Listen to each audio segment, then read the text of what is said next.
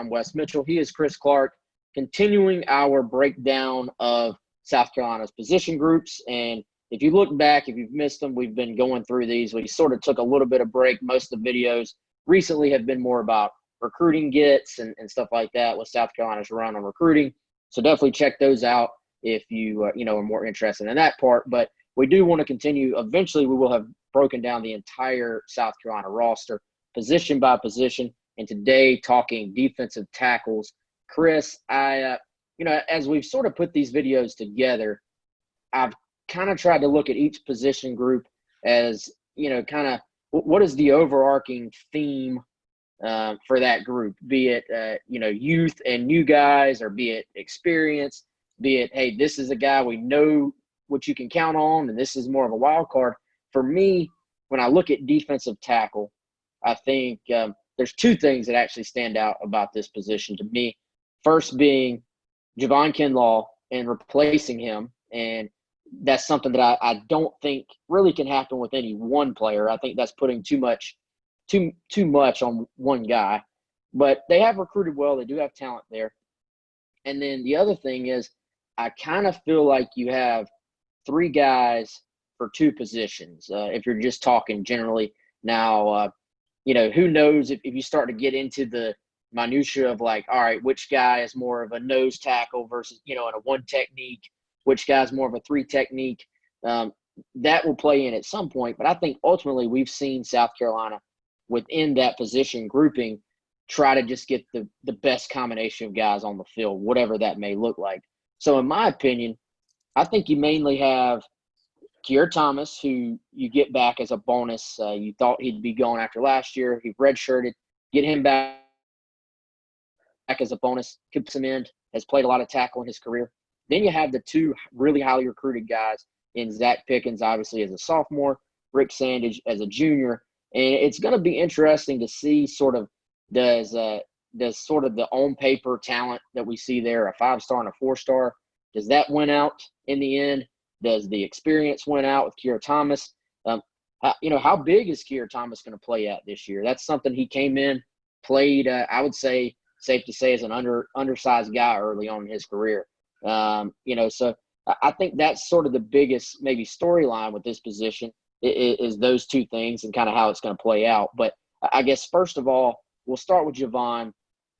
Clearly, that's going to be a loss. You can't sit here and gloss over it.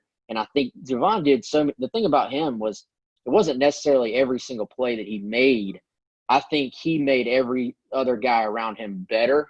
And that's a position where if a guy's not getting a bunch of sacks or having a huge statistical game, sometimes you sort of lose sight of just how much of an impact someone like Javon Kinlaw can make on the interior defensive line. For sure. I mean, he was a guy that, he could command double teams.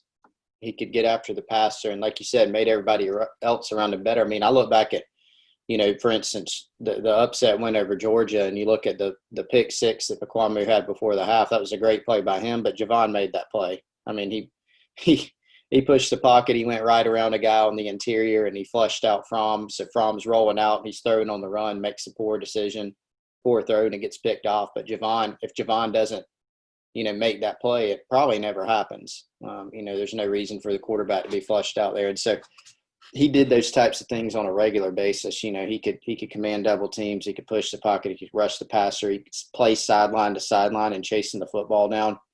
So he was sort of more of a generational talent. I mean, you lose a first-round pick or multiple first-round picks at a position that makes it difficult. And you lose Kobe Smith, who was a senior. Mm-hmm.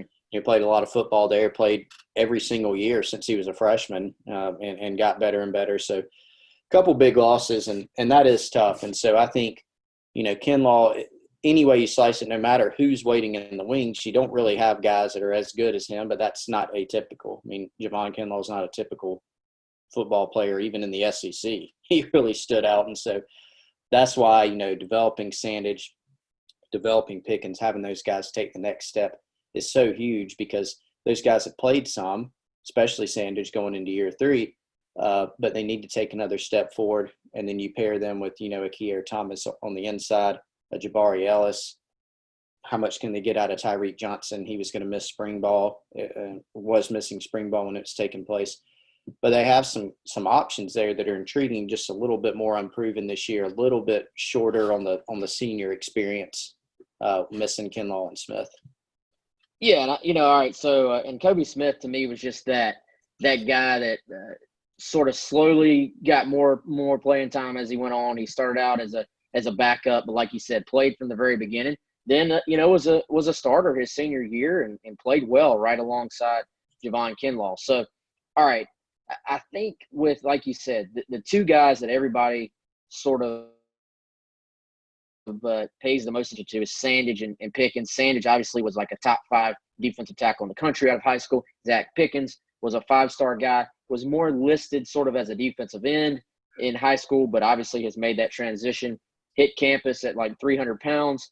Boom, you're a defensive tackle. And, I would put – I think having, a guy playing that position really for the first time, the expectations put on Pickens by some of the fans on our message board were probably a little bit unfair. I mean, I think you got that question in your questions thread about, what's going on with Zach Pickens?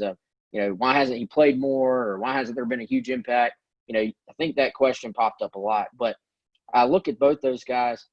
Pickens sort of thrown into the mix as a backup. Sandage, I think you look back to his freshman year, was definitely a guy that was kind of just thrown into the fire. Now, you have Sandage with a couple of years under his belt, Pickens with a full year, and he was an early enrollee, last spring.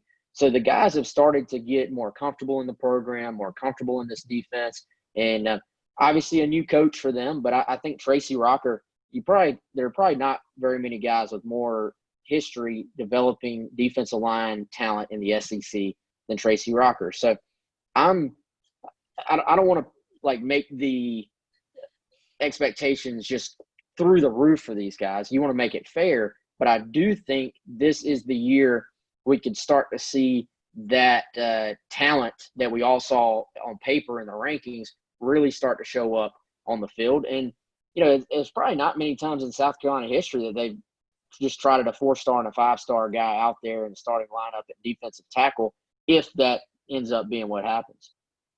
Yeah, and also, I mean, man, we look at it and, Sandage and Pickens last year, 4 and 5-star guys who were backups, because you had a couple of seniors on the roster, and one of them that was a first-round pick, and another guy that was a really solid performer in Kobe Smith. And, even this year, man, when you throw Kier into that mix, you sort of wonder how it all factors in, and whether it's positionally or, like you said, having 3 guys for 2 spots potentially. So even then, you sort of wonder, but it makes you, if you're a Gamecock fan, you got to feel pretty good about that. And you got to feel good about, the fact that you do lose Kinlaw, but then you can just go down to, well, hey, here's a couple guys with a lot of talent, 2 top 50 players, a 5-star and a 4-star, who had a bunch of offers nationally and have shown a lot of promise. But this is now going to be their turn. Certainly they've got the talent to develop into professional prospects. I think there's no doubt about that. Whether or not that happens, we'll see. They still got 2 and 3 years, if they want, respectively, to be able to go do that. But there's a lot to like about those guys. I think Pickens has shown a lot of flashes. He had to learn, he had to get into a little bit better shape. He had to learn how to transition and play inside. And so those things, that's a learning curve, even for a guy like him. And then, I think it was a positive that he wasn't thrown into the fire as much. He could go play, 10, 15, 20 snaps in a game. But now it's his turn. And so the key really for that defensive line, because you feel pretty good about the edge, you do lose Wanham. That's a little bit concerning.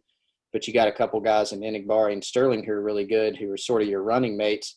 That probably makes you feel a little bit better about the status of the line. And then, like you said, having Thomas back as a guy who's played a ton of football and has a lot of experience help bring these guys along a little bit more and make that transition to full-time starter potentially. Yeah, and to be completely clear on our end, there are certainly more than 3 guys at defensive tackle. And the staff, I'm not even saying the staff is approaching it that way.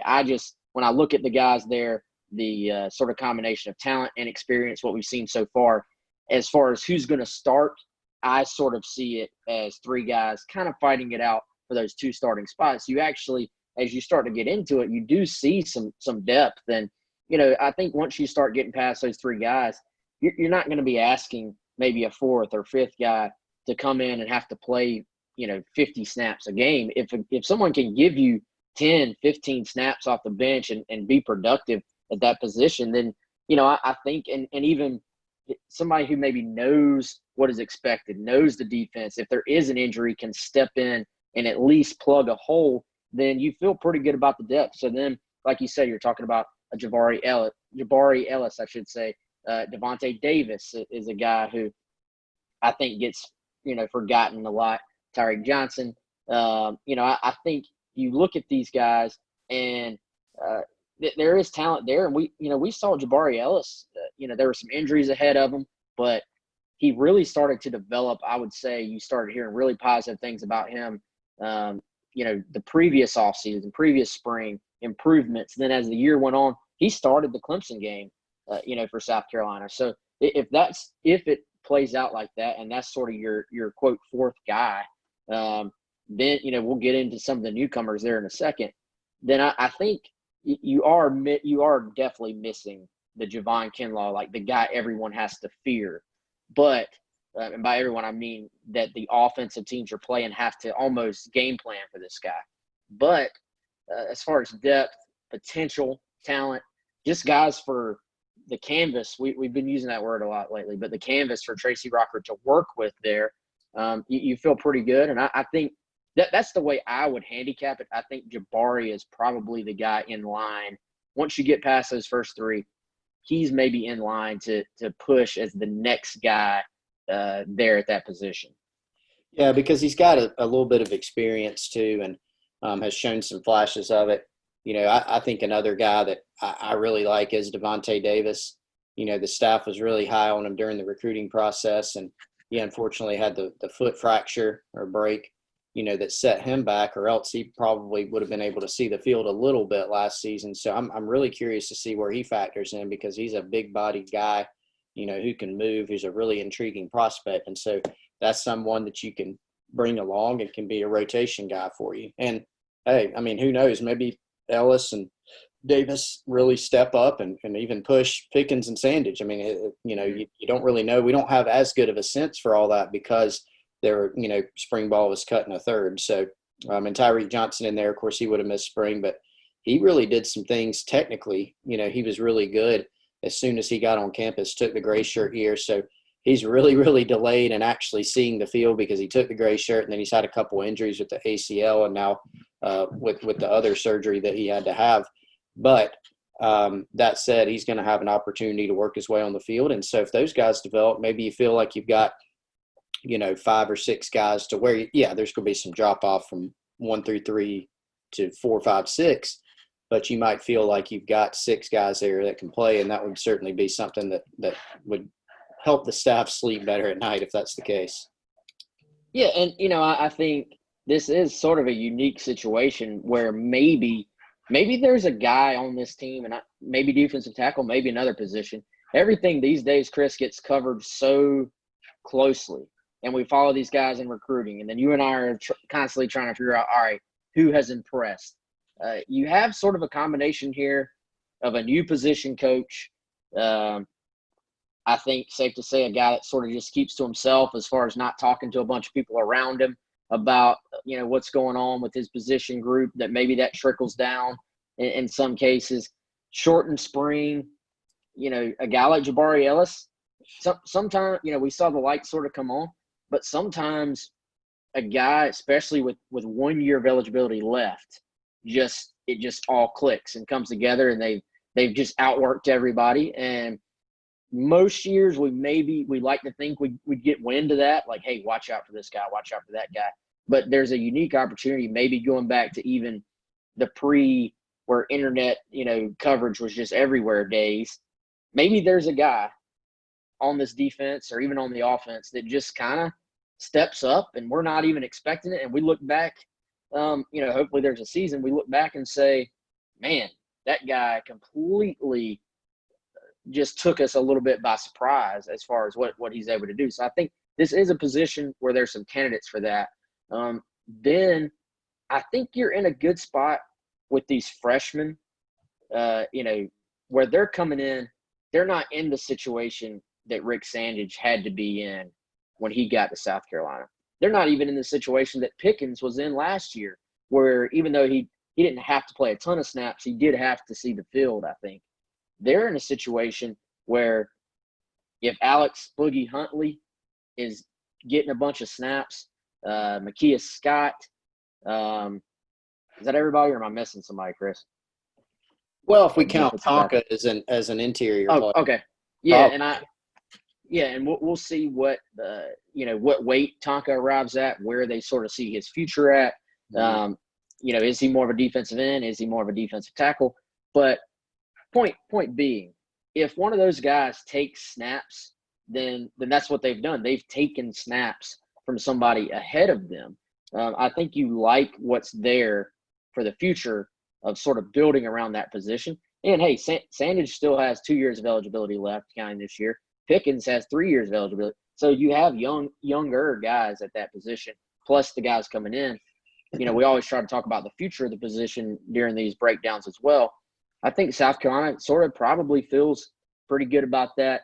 We've talked a lot recently about what they have coming in 2021 class, committed verbally as well. So, I think they feel good about all those things. But what are the chances a Boogie Huntley or one of these other guys comes in and just finds a way on the field? I think that'd be the one that I would actually peg, and a lot of people may or maybe not. I mean, people might be surprised by that because to say, well, Alex Huntley plays skis a ball, blah, blah, blah. But, I mean, you look at him, and, I mean, physically, he's a workout warrior. Last we heard, what was he, 285, Wes? So he'll quickly – I think that's about right. He'll quickly get to 300. He can move. He's a really intelligent kid. Obviously he wasn't an early enrollee, but with how things are right now, I don't even know if you could say that's a gigantic disadvantage because, the guys got to go acclimate, and they did get to go through workouts, so that was obviously a positive. But spring practice wasn't complete, and so he didn't miss all of that. So I think he would be one that maybe, it probably depends on your health of your roster and then just how he does relative to the others because as we've outlined, they've got, 4 to 6 guys that they probably are going to end up feeling pretty good about if we had to estimate it. So it just depends on how much room there is. I don't know if Alex Huntley, I don't think we could sit here and project, I think he's going to be the 4th guy, for instance. And that's certainly no knock on his talent. I think he's got a chance to be a really good player. But I think it's more indicative of maybe where their depth is. Tonka, I feel like Tonka's an interior player. He just, with him being a 3-sport guy, his weight fluctuated a lot in high school, obviously. But once he's football only, I think he'll quickly be, he'll be back to that playing weight of the defensive tackle variety. Makia Scott's a guy that, is intriguing as well. But I think you can afford to bring him along slowly. Really, you can afford to bring along all those freshmen slowly. They're all freshmen as opposed to junior college guys. And so you can go in with the plan of if you stay healthy and you feel good about the rest of your roster, you can just see where the chips fall.